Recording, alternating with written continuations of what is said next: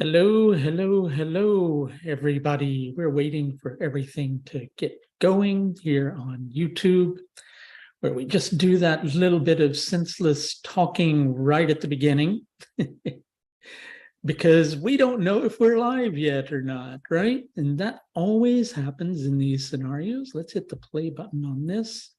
Great, now I'm live. So what we're going to do, if you don't mind, while I'm just waiting for a few people to join us here, not as in other people beside me, I'm talking about you, of course. I'm actually just going to copy this over to my Facebook page so people there will know as well. So you can all join us here. And we're going to talk today about what the Nakshatras are. And go into depth with that a little bit. And we're going to do this over several parts. I did this on Facebook recently, and I just thought it might be good to do it here on YouTube as well, because there's a lot of people who are new to the world of Vedic astrology who are also following on YouTube. Please pardon me for being inattentive to looking at the camera right now. I'm just getting this posted for us on Facebook, and we're almost done.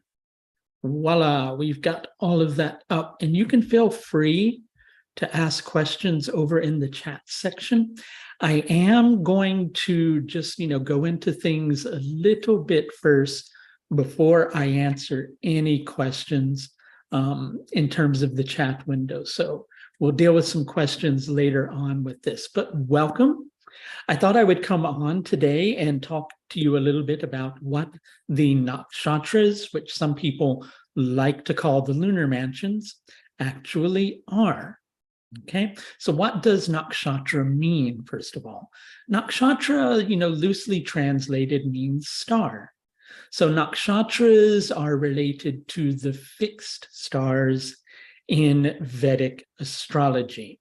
Okay, and they behave differently than signs do, although subtly, you probably wouldn't notice otherwise. And I'm noticing everybody's questions. And if you stay tuned, we are going to go into your questions. But what I want to do first is just get to the root of what this is all about, because there's a lot of confusion with nakshatras. And, right now I've got a lot of newcomers, both to my YouTube channel as well as to my Facebook channel, who are completely new to the world of Vedic astrology and have absolutely no clue what the lunar mansions / nakshatras are. Hence, that's why we're here and going into this today. So I actually, have a little presentation set up, and I'm going to go into it. And we're going to talk today about what the lunar mansions / nakshatras, which will from here on out in the video be called the nakshatras. But just so you know, because a lot of times people don't know that, those are both one and the same thing. But I have a little presentation that we're going to go into, and I'm going to jump into my PDF document that I have set up for us to explain this. And let's do it this way.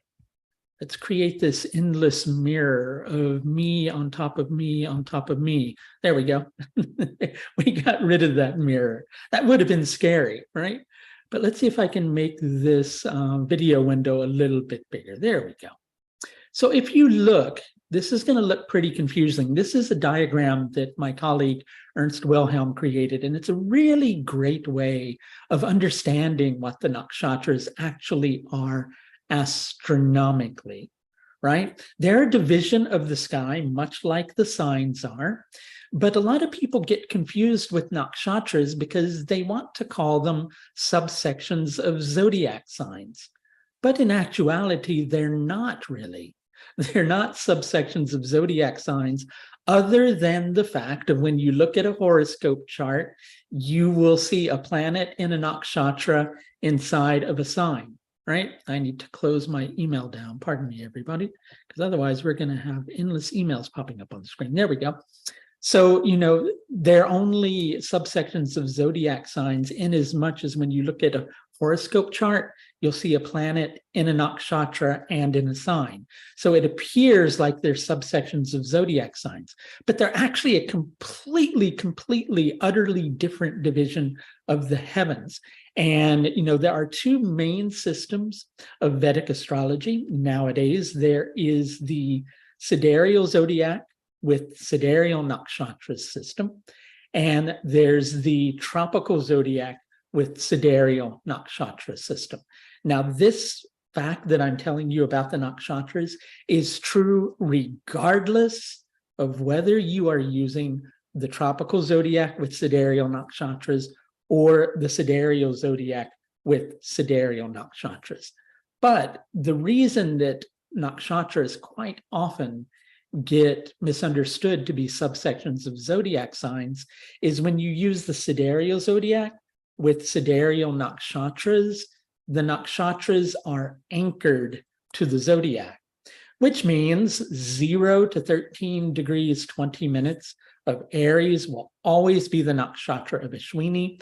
1320 to 2640 will always be the nakshatra of Bharani, and so on and so forth. If you use the tropical zodiac with sidereal nakshatras, these two things drift over time. And so there's going to be a difference between them. So let's go into what these actually are. So first of all, let's take a look at this green circle, which is, of course, the Earth. And let's take a look at this yellow ellipse, right? That ellipse is the ecliptic. So what is the ecliptic? Well, as the Earth rotates around the sun, it appears to those of us here on Earth as if the sun is rotating around the Earth, right? And as we watch that, we'll notice that the sun will move north and south over and over again over the course of the year, okay? And that is the ecliptic, the path of the sun. We should call it the apparent path of the sun as it goes from solstice point to solstice point. Now, notice I didn't differentiate between summer solstice and winter solstice. And that's because around June 21st, when we have summer solstice in the northern hemisphere, it's the winter solstice in the southern hemisphere, and vice versa. So we just say solstice to solstice. So the ecliptic is the path of the sun as it goes from solstice to solstice over the course of the year. Now, if you take that ecliptic and you cut it into 12 equal portions, those 12 equal portions are what the zodiac is. Okay, so the zodiac is actually 12 equal portions of the ecliptic, and that's the same regardless of whether you're using the sidereal zodiac or the tropical zodiac. We'll do another video. I'm sure you can find loads of videos out there on the sidereal zodiac and the tropical zodiac, but just to give you a very brief idea, the premise of the sidereal zodiac is that it maps the 12 different portions of the ecliptic to the fixed stars, okay? And it anchors it to the fixed stars, okay? But those are two separate divisions of heavens, right? The nakshatras, the stars in the sky, are a different division of the sky than the path of the sun going back and forth and back and forth. And I'll explain why here in a moment. So the tropical zodiac, right? It just goes, the zodiac is 12 equal portions of the ecliptic, and the stars are a different division of the heavens. Now, both systems understand that these are two different divisions of the heavens if any astrologer has been practicing for a long period of time. It's just the way that the horoscope is calculated in two different ways. I'll repeat that just so it makes sense. For any long-term astrologer, they're aware that these are two separate divisions, regardless of whether they're using the sidereal zodiac or the tropical zodiac, right? It's just a difference in ways of interpreting horoscopes. So the nakshatras, though, are 27 different divisions of the heavens into sections of 13 degrees and 20 minutes. Okay, so if you take 360 and you divide it by 27, you'll have 13 degrees in 20 minutes. Now, some systems add in a 28th nakshatra that's really the subsection of another nakshatra. We're going to work with 27 for the sake of today's talk. So why is it that these are two separate divisions? Well, let's go into that. So if we notice the path of the ecliptic, which the zodiac is 12 equal portions of the ecliptic, moves north and south over the course of the year as the Earth rotates on its axis. But the sphere of the stars moves east-west. It doesn't move north-south, because as the Earth rotates on its axis, the position of the stars seems more static from our perspective here on Earth. Now, if you're at the equator, you'll see some constellations go a little bit north of the equator and a little bit south of the equator. But the reason it does that is because the Earth, as it rotates, isn't like this. It's like that.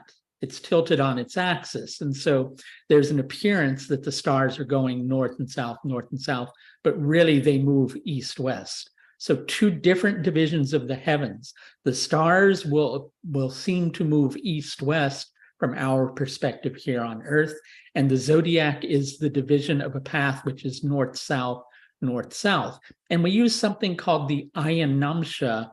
In sidereal astrology, the Ayanamsha is used to map the zodiac to the nakshatras. In the tropical zodiac sidereal nakshatra system, it's used to determine the difference between the nakshatras and the zodiac. So in a nutshell, astronomically, what the nakshatras are 27 different divisions of the sky. It's a different division of the sky than the zodiac is. Now, regardless of whether you're using the sidereal zodiac with sidereal nakshatras, sorry to keep saying this over and over again, but it is important, or the tropical zodiac with sidereal nakshatras, those get joined together in the horoscope chart for the sake of just making it easier to interpret the horoscope. But they're really two separate divisions of the heavens. So we're going to have a part 2 and a part 3 of this little series where we go a little bit more into energetically what it is that the nakshatras do. And I'm actually going to pause here and we're going to go and see if anybody has any questions at all. Let's go through things here. What is my least favorite nakshatra? I don't think that I actually have a least favorite nakshatra. I actually have a different favorite one dependent upon, time, so to speak, if you know what I mean. Like any given period of time, I'll go, oh, wow, I'm really excited about studying this nakshatra. And another period of time, I'll be really excited about studying another one. But I don't really have a least favorite one, right? That's different. I think quite often with nakshatras, people vastly generalize things. Like people will go, "Ooh, Ashlesha nakshatra is bad." First of all, there's no such thing as a bad nakshatra, right? It's just not true. It's just different behavioral patterns. Naked sage astrology, when you're saying nobody likes Uttara Bhadrapada, you might find people who have planets in Uttara Bhadrapada nakshatra might differ from you in that regard. So you might want to think about that one. I don't, in case you were wondering, but you might want to think about that because you can't really generalize nakshatras. And when we get into part 2 and part 3, you'll begin to understand that nakshatras are not specifically defined, right? They're not specifically defined. They're very amorphous because they have about 15, I think it's about 17 different characteristics. And different ones of those get activated by different planets and equally different influences, right? So, nakshatras are very vast. They can't, really just be very simply defined, which is why a lot of people don't work with them because, they're really hard to define. So let's go through the other things that are being said here. Thanks for Teresa for giving a heads up about giving a stream a like, because it gets a lot more people on here watching, and that's important. So Naked Sage Astrology also said exactly what life is, though. Smoke and mirrors reflecting the self all the way down. It makes much more sense with the tropical ascendant because it is our experience from Earth. I'm just reading through everyone's question. Okay, so I have Mars in Ashlesha as Atmakaraka and in the 8th house. I am a jerk, but I enjoy it. I don't think you're a jerk. You're just interested in exploring and exploring deeply, right?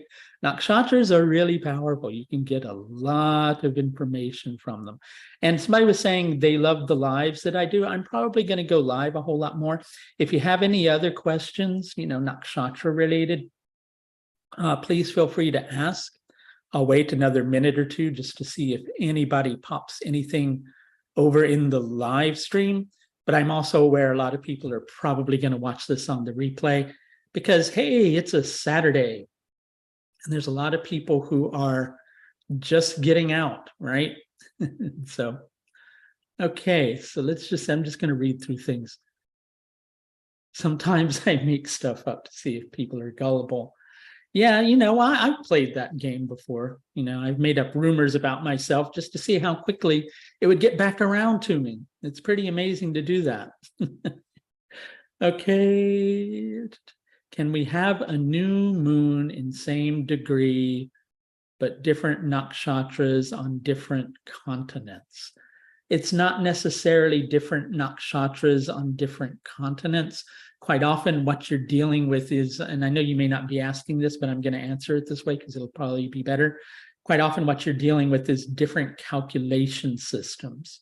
Different calculation systems would make it different nakshatras. It could be like the same degree, but different nakshatras, dependent upon sidereal zodiac, tropical zodiac, etc. Okay. Okay, should we be paying equal attention to the opposite nakshatras of our placements? You can learn a lot about your nakshatra from understanding the opposites. I did an entire course on this, and if you're interested in learning a little bit more about that, you can go to my website and look up the Easy Astrology Society, and there is a class called Nodes in the Nakshatras. I think it's that one, and also interpreting and predicting the nodes through the nakshatras that go into depth on the opposite nakshatra system. Hey, I also wanted to let everybody know, I didn't mention this at the beginning. I got all wrapped up in nakshatra world, which quite often happens, but I presently have a special offer open for all of you. Anytime you come on here and you see a video of mine, there is an offer that's open on my astrological consultations on YouTube pretty much all the time. And if you use the code YT when you schedule, then you can take advantage of this discount. And if you want to take advantage of this discount, you can schedule a consultation with me. We can try to understand the nakshatra placements in your own horoscope. I'll leave that link for you here in the text, right? So you can go take a look at that. Have I noticed the transition of nakshatras throughout the day via observing themes present? You mean by observing themes present, have I been able to guess what nakshatras are going on? Yeah, I pay attention to symbolism. Symbolism of nakshatras quite often manifests in one's life, but we're going to go into that in part 2 and part 3. Thanks for the recommendation, Teresa. Teresa is part of the Easy Astrology Society, and it's a really great thing. If you go to my website to check out the astrological services page, there's also a link there for the Easy Astrology Society. Okay. Prashant, there's different interpretations of that. I tend not to work with Abhijit, because it's not me discounting it. I just don't see a need to work with it. And that's not criticizing anybody who has a planet in Abhijit. Okay. There's different interpretations. Some people will say that it's in Uttada Ashada. Some people will say it's in Shravana. Okay, I love to try and guess the moon's transit by looking what is happening in this celestial dream. Yes, it's a good way of doing that. And as I was mentioning, we'll go more into that in part 2 and part 3 of this. I'll give another minute or so for people to to post another question. I'll just remind you that, if you want to, you can go and schedule in a consultation with me. Always using the code YT will always give you a 10% discount. If it doesn't, you can always, if something happened with the discount code or something like that, which it shouldn't, you can always contact me and I'll set you up with the discount anyway. But presently, go to that link, use the discount code, it should work fine. Okay. I also want to let you know, if you're interested in learning a little bit more about astrology, pardon me, I'm actually typing in something in a window so I can bring up another link for you. I have a 4 consultation package called the Success, Purpose, and Prosperity Plan. It's a 4-session package that's focused on a person's life purpose. First session, we go into looking at your talents and how you can put those to work. Second session, it's about your karma around success. Third session, it's about your karma around prosperity. So you know what your patterns are so that you can work with those. And the 4th session is like a planner for the year ahead in terms of your success level. But the reason I'm bringing this up is with this package, which is being offered at a reduced rate, you also get 1 year of free membership to Easy Astrology Society Plus. That's a $799 value that you get for free just for signing up for the Success, Purpose, and Prosperity Plan. And it's also, you can also do payment plans on the Success, Purpose, and Prosperity Plan. Dare you to say that 3 times fast. Anyway, I'll put a link here in the window for that for you too. Okay, what is the most recent thing I have learned about Vedic astrology? I'm not going to go into that just yet because Mars in Aslesha person. I'll go into something that I've learned, that I've hashed out as being exact and precise, that I can go into, but not the one that I'm kind of still testing out and things along those lines, right? A recent realization I came to with astrology to help people to understand how the whole concept of free will versus